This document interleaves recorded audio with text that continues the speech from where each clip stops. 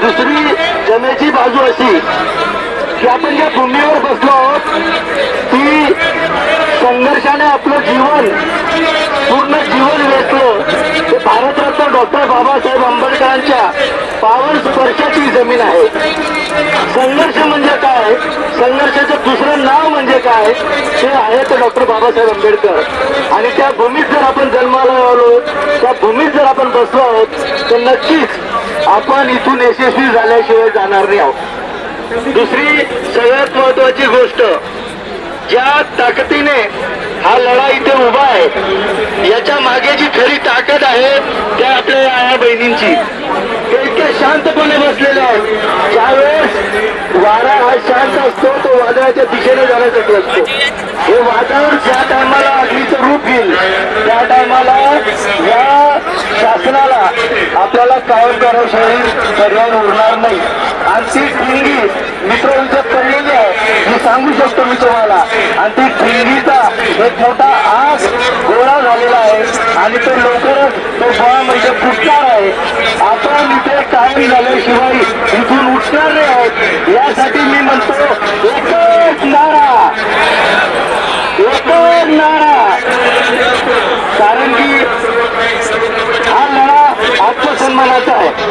20 वर्ष आपण सगळी कामं केली. एक मित्र होता माझा सकाळी सांगत होता आपण कोणकोणती कामं करतो. जवळपास त्यांनी 50 कामं सांगितली असती.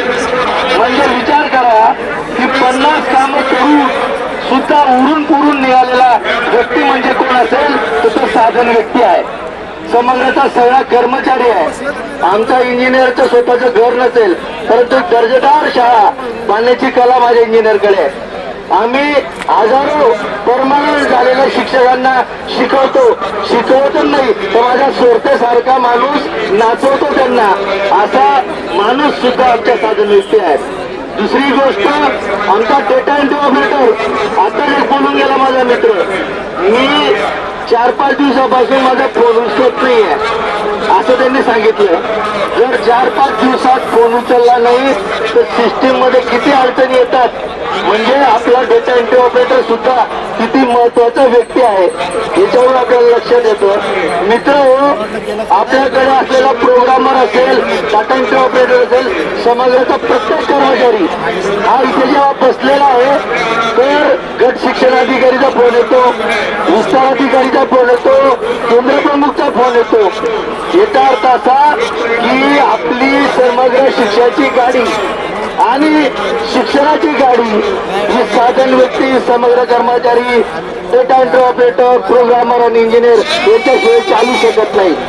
आज त्या गाडीने जे ब्रेक मारलेला आहे तो ब्रेक याच्यासाठी की आज आपल्याला इथून कायम व्हायचं आहे आणि कायम होणे सन्मानाचं आयुष्य जगायचं आहे. मित्र, हजारो मुलांना अध्ययन आणि अध्यापन शिकवणारे आपण, परंतु ज्यावेळेस आपल्या मुलाला चांगल्या शाळेत टाकायची ज्यावेळेस गोष्ट येते त्यावेळेस आपल्याला खिशाकडे बघावं लागतं.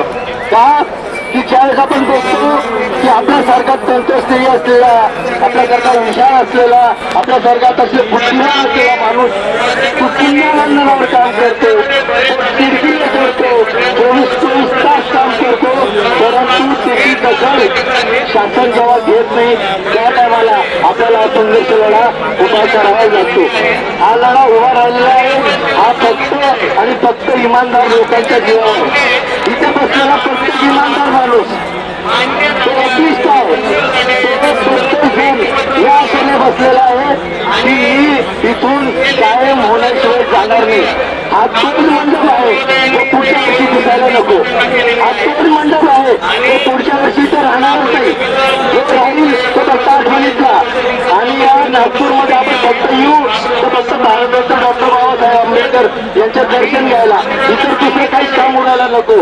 आणि ते काम केल्याशिवाय आम्ही इथून जाणार नाही ही एवढी मी ग्वाही देतो.